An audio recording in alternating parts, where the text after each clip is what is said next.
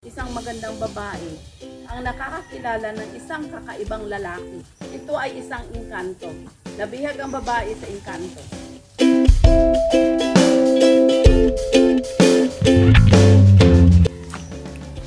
Alamat ng saging. Noong unang panahon, isang magandang babae ang nakakakilala ng isang kakaibang lalaki. Ito ay isang engkanto. Masarap mangusap ang lalaki at maraming kwento. Nabihag ang babae sa engkanto. Ipinagtapat naman ang engkanto na buhat siya sa lupain ng mga pangarap. At hindi sila maaaring magsama.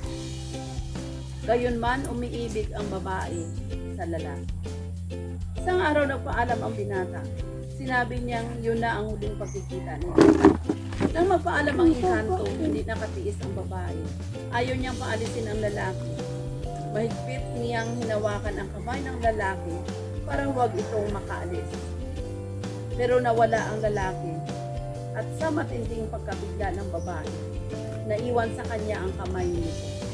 Nilibing niya yung kamay sa isang bahagi ng baguhan. Kinaumagahan, dinalaw niya ang puok na pinagmaunan ng kamay. Napansin niyang isang halaman ang tumutubo. Makaraan ng ilang buwan, tumaas ang puno na may malalapad na dahon. Nagkabunga rin ito na may bulaklak na itsurang daliri ng mga kamay. Ito ang tinatawag na saging.